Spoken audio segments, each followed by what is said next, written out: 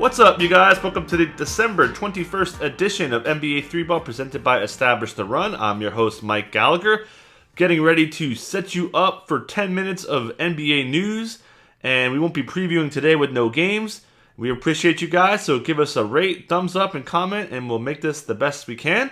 And let's just hop into this. Let's talk some Warriors with Draymond Green. He has a mild muscle strain in his right foot, hasn't been playing. He is doubtful for the opener. This man turned 30 back in March. And the Warriors are really thin, so obviously if he doesn't play, we're going to see Eric Paschall start, which he's been doing, which he did a lot of last year. He also plays some 3 too.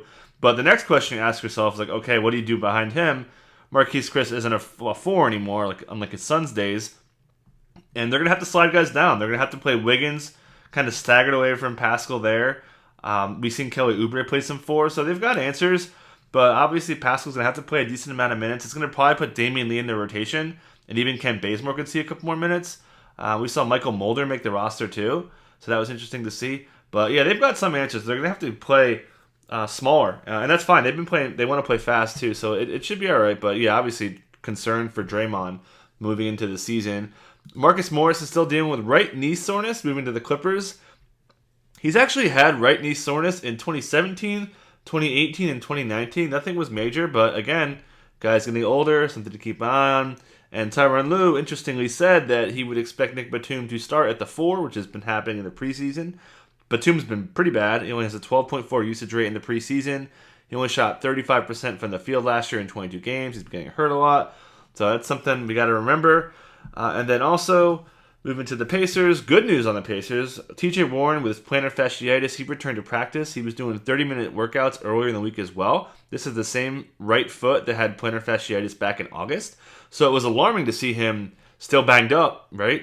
Coming into training camp, all that time off, you get a little nervous for him, but good to see him back. I still would be careful. I didn't draft him, and you may want to be careful about rostering him. But it's worth noting that him and Domantas Sabonis don't exactly have a symbiotic relationship. TJ Warren with Sabonis last year was 24-2, whereas without him, he was 24-6-2. Sabonis with him, 18-13-5. Without him, 22-14-6. These are all per 36 statistics. So that's something we'll see. I still think they're going to be really good. We'll talk about their shot selection as we talk preseason takeaways shortly. To the Chicago Bulls, we've got Thaddeus Young. No timetable. So again, really one of the darlings of the preseason, Mr. Patrick Williams. He's going to be someone is on the radar now. He's getting drafted. He had a couple really nice transition buckets, a couple nice blocks in his last game. He's got a really nice all-around game, and they want to play him. He's pretty much already ahead of Otto Porter. And that should help Lauri Markkanen, who's going to play a little bit of 5. Did play some 5 in the preseason. So everything's looking, the Bulls' wings are looking to be in pretty good spot. Wendell Carter Jr. also should slightly benefit because Lauri will be playing more 4. All right, let's move on to some preseason takeaways, and let's start with one of my favorite stats, usage rate. Now, before we look at these stats, I want to remind you of last year's usage rate leaders in the preseason. And noteworthy stuff. You saw Luka pop. You saw Zach LaVine pop. Kawhi became better offensive player pop. Trey popping. Nickeil Alexander-Walker did not pop. So yeah, there's some weight to this because, teams have certain strategies. Guys make shots or don't, make or miss league. But guys get shots kind of similarly in as far as the game plan goes. So, usage rate in the preseason is not to be fully discounted, I will say. So, here we go.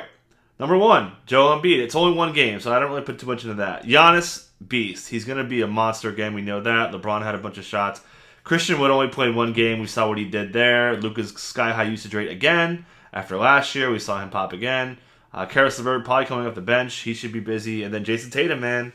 I think he's going to be awesome this year. He wasn't very good. He's only 14, so he's starting slow. He'll grow up as the season goes along. And then Curry. Let's just talk Curry here really quick.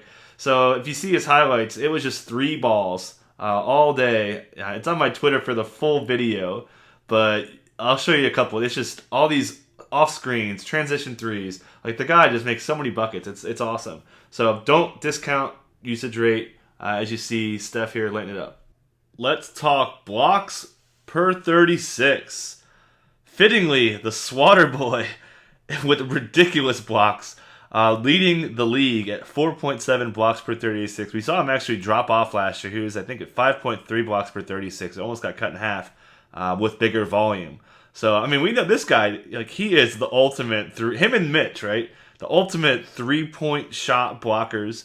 He just blocks people at the rim, so he's really grown as a shot blocker.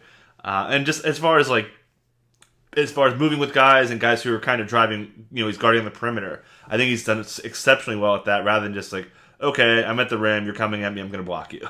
So his footwork's a lot better. Feet work, as Charles Barkley would say. Mitch Rob, you see right there, the 5.0 fouls per 36. That's trouble.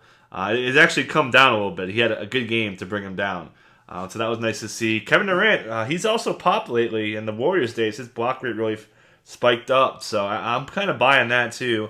And I think Durant's going to, per game, I think Durant's going to be fantastic. Just a matter of him staying on the court. Isaiah Hartenstein, a.k.a. Hustlestein, which is a nickname I've given him. It's been used on the Rockets broadcast. Shout out to me. He's up there. His replacement, I guess, DeMarcus Cousins, also up there. Love Cousins. Let's talk preseason assist leaders. Mentioned on the last edition, John Morant was leading per 36. He's still holding it down by a pretty good margin at 13.6.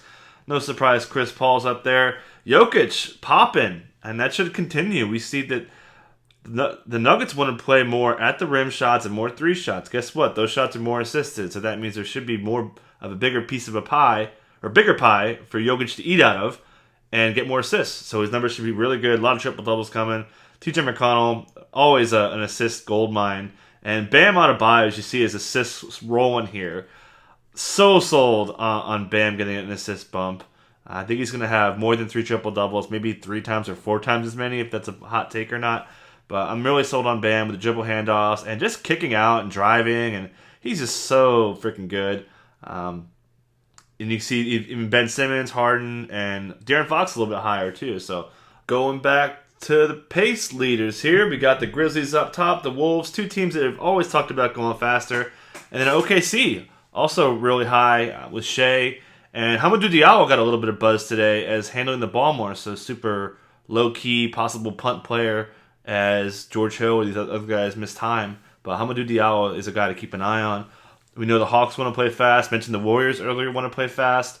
And the Raptors, they do such a great job on defense that their pace numbers are a little misleading. But their offensive pace has always been really good. Looking at the slow teams, interestingly, the Pelicans, right? What happened to Alvin Gentry's super fast offense? Knicks, not surprisingly, we know Tibbs is not a big pace man. And the Clippers actually were really fast last year. I think they were top 7 or 8 last season for just offense. And their defense was really good too. So Miami's slow, that's nothing new. So yeah, these are some of the slow guys. And just a couple other things I kind of wanted to highlight here is Malcolm Brogdon just really killing it on pull-up shots. He was 6 to 10 on pull-ups, and you can see him just picking up all these screens here. He does a really good job with that. Just being more of an on-ball shooter. We know he can play off-ball too. This has been a big talk as well. We've seen the Pacers really cut down on mid-range, really increase their shots at the rim in the preseason. They're tied for first. So these are all things you really want to see from especially guards and guys who can really do a lot of things. Mentioned Malcolm Brogdon's high drives in the bubble. I think he and Sabonis are going to play well off each other too, so great for him. Now the opposite of Malcolm Brogdon with on-ball dribbling would be this man, Josh Richardson. He was 11 of 15 from 3, and as you see, these are ridiculously open looks. They are straight catch and shoot, all beautiful looks. Didn't dribble once on any of these 11 makes in the preseason. And that's this offense, right? Luka drives 30 times a game in the seeding games, in the playoff series. And all that driving, these guys are going to get sucked in. And Josh Richardson is just lighting it up in the preseason. It is really one of the most deadly guys out there. And I'm kind of buying. We saw his catch and shoot and wide open stats really fall off last year. And I think he's going to kind of turn it around. Again, just because of the system he's in. He'll play a lot of on-ball, should get some steals. So I talked a lot about Josh Richardson, but just watching his video made me want to talk about him again. All right, so that's going to do it for this edition. Getting out of here on a couple Darius Bazley jumpers in the preseason. So you guys take care. We are previewing action tomorrow. NBA is back. Take care.